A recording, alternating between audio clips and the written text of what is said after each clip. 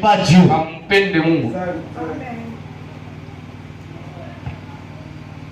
Et moi je prierai le Père. Il vous donnera un autre consolateur.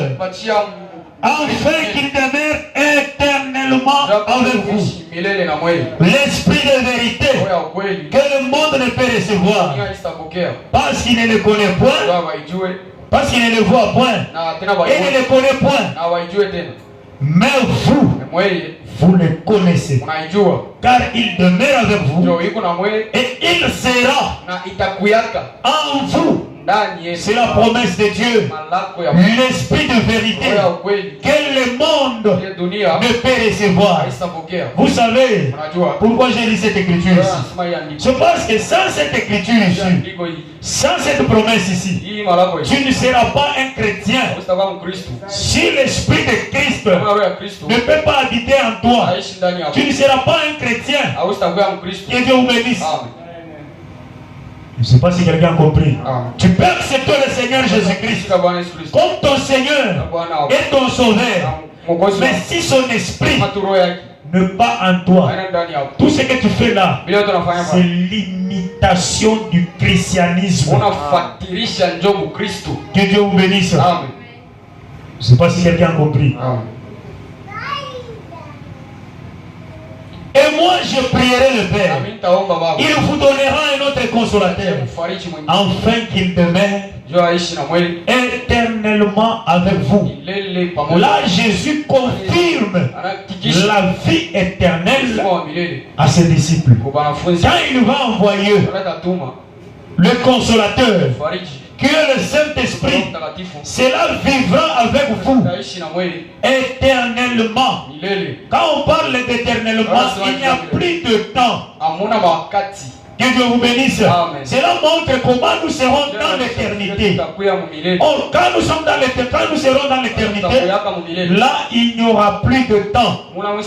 Tu vas compter jusqu'à te fatiguer. Que Dieu vous bénisse. C'est-à-dire, c'est ça. Maintenant, pour accéder à cela, il faut recevoir les consolateurs dont Christ nous a promis. Il dit l'esprit de vérité que le monde ne peut recevoir parce qu'il ne le voit point et ne le connaît pas. Mais vous le connaissez, car il demeure avec vous. Et il sera en vous.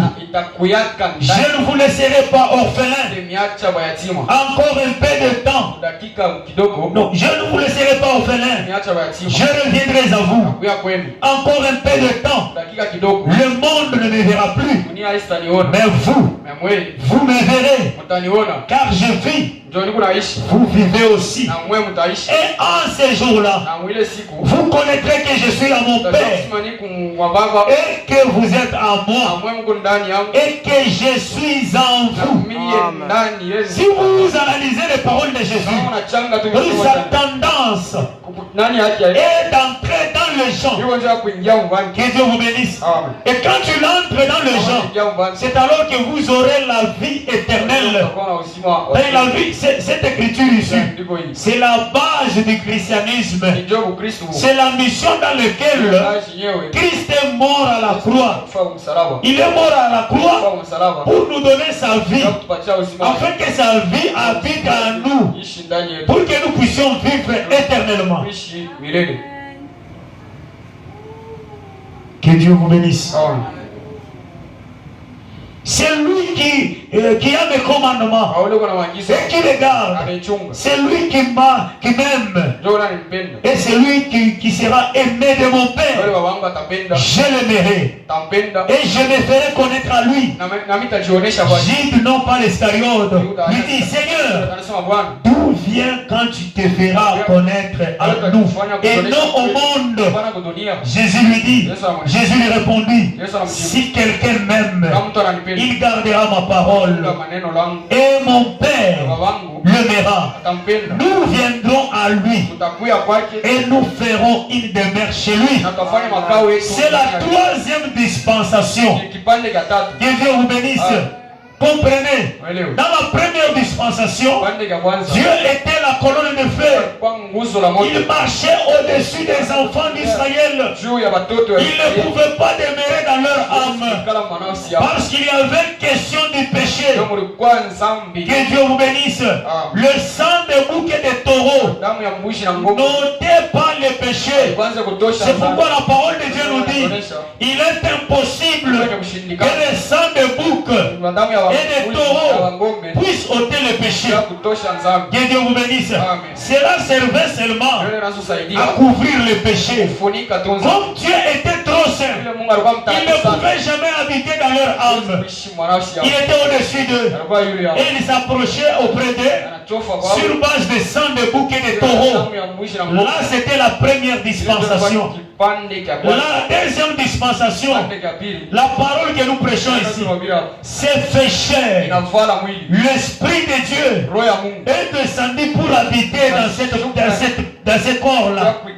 Et il a marché dans le riz de Galilée, accomplissant de miracles. Et son nom était Jésus. Emmanuel. Ce qui veut dire Dieu au milieu, parmi nous. Que Dieu vous bénisse. Dieu parmi nous. Jésus marchand. Emmanuel ne veut pas dire Dieu en nous, mais Dieu parmi nous. C'est-à-dire Dieu était seulement en Jésus.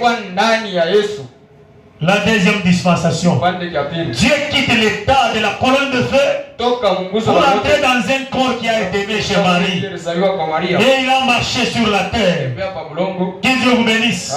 Pendant qu'il marchait là, il n'avait pas encore accompli l'œuvre de la rédemption.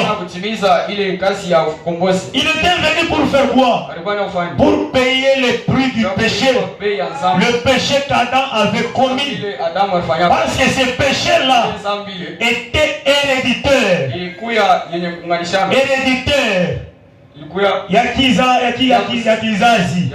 Quand un père enfante, engendre un enfant, l'enfant hérite le péché du père. Et Dieu vous bénisse.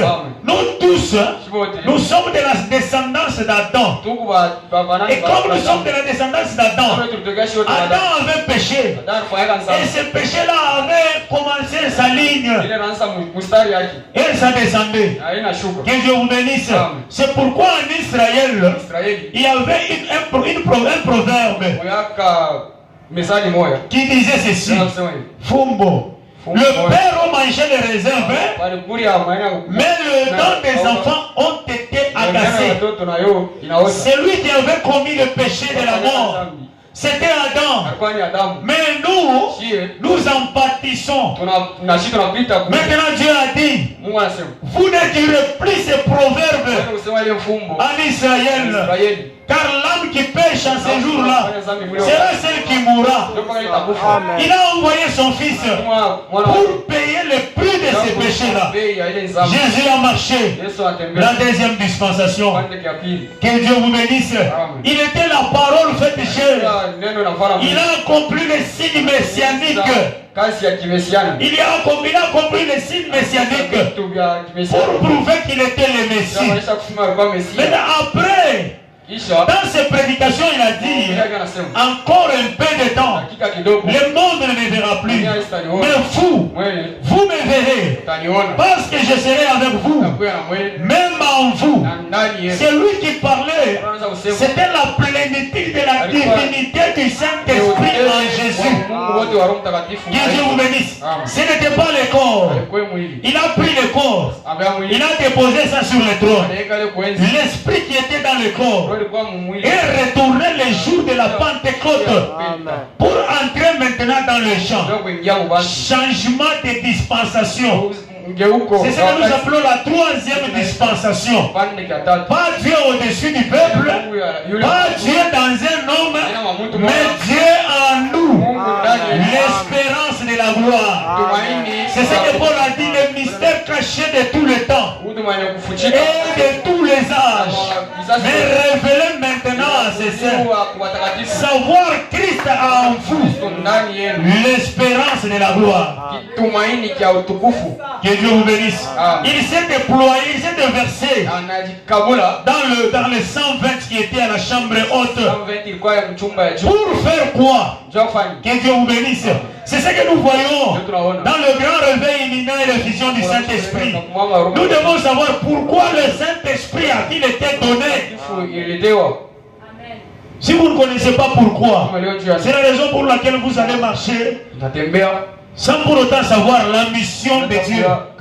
Or que la mission de Dieu, c'est de restaurer l'Éden. Le message que nous avons ici, c'est le retour en Éden. Quand Adam était dans le jardin d'Éden, avant qu'il avait commis, avant d'abord de commettre le péché, il était dans une communion parfaite avec Dieu. Dieu descendait dans le jardin chaque soir et communiait avec Adam. Maintenant, quand il avait péché, cette communion était brisée. L'homme était rejeté. C'est pourquoi Dieu a envoyé son Fils pour faire la réconciliation. C'est pourquoi l'apôtre Paul dit, Dieu était en Christ, réconciliant le monde avec lui-même. Le message que nous avons, c'est le message du retour en Éden. Nous retournons pour être dans une communion parfaite avec Dieu. Amen. Je ne sais pas si quelqu'un a compris. Oui, c'est ça. Maintenant, quand quelqu'un n'a pas le Saint-Esprit, il n'est pas dans cette communion. J'ai lu le serment titulé